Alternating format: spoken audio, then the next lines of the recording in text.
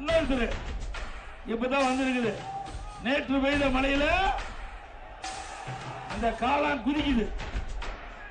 அவர் என்னை பத்தி விமர்சனம் செய்யறார்.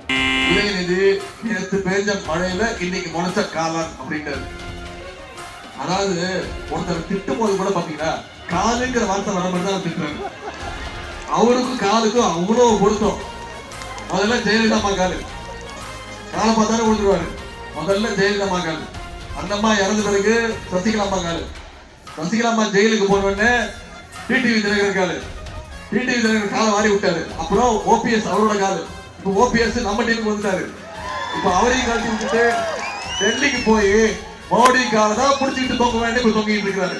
அப்பவே போயிருக்கணும் மேல் லோகத்துக்கு. இங்க இருந்துகிட்டு நம்மள உயிரை வாங்கிட்டு இருக்குது. என் உயிரை வாங்குறான் உதயநிதி அப்படின்ட்டாரு.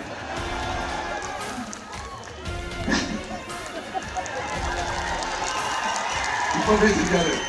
எனக்கு அவர் உயிரை வாங்குற எல்லாம் எனக்கு தெரியாது. தயவு செய்து டென்ஷன் ஆகாதீங்க. பிபி மாத்திரை போட்டுக்கோங்க. நீங்க ரொம்ப நாள் ஆயுளோட உடல் நலத்தோட எடப்பாடி பழனிசாமி அவர்களே, என்னுடைய ஒரே ஆசை தான் நீங்க தான் நிரந்தர பொதுச் செயலாளராக இருக்கும் அதிமுகவுக்கு. அப்பதான் எங்களுக்கு ரொம்ப ஈஸியா இருக்கும்.